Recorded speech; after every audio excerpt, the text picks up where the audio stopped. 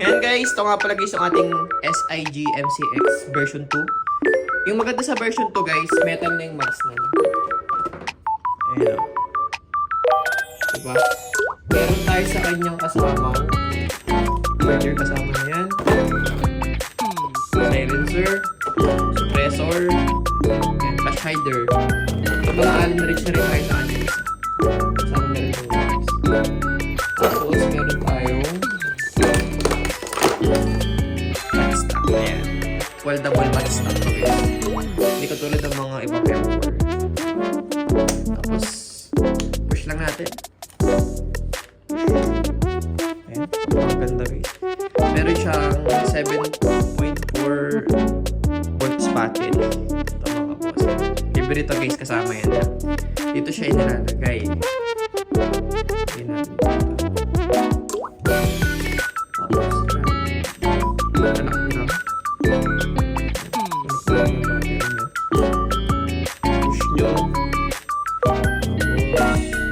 Nahili mo na ikabit to guys bago yung suppressor or yung crash hider.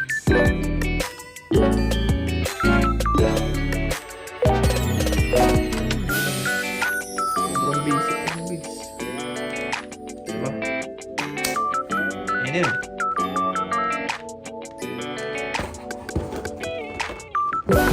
Pinaka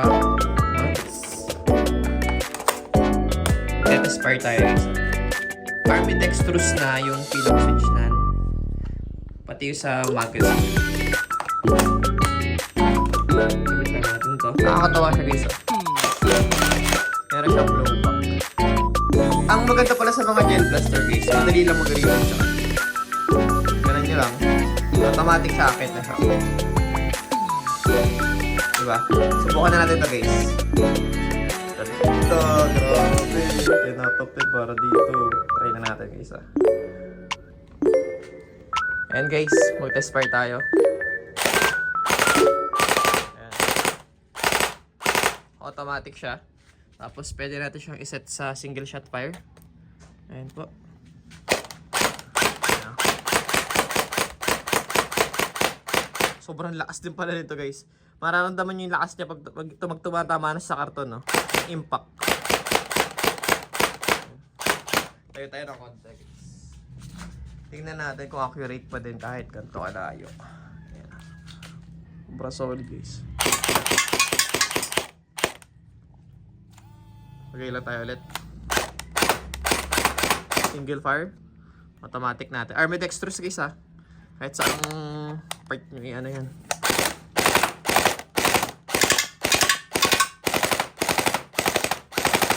Sobrang lakas. Yung link nito guys ilalagay ko dyan sa description natin para makapag-check out kayo. Lazada link siya guys. Ayan po. May top nylon yung body niya. Metal gear, metal mugs.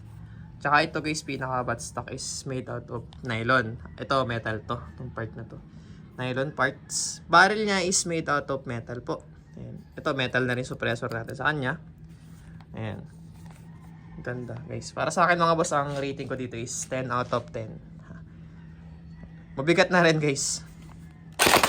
Ang realistic niya pating hawakan mga boss. Ayan o. SIG MCX. Ganda. Realistic.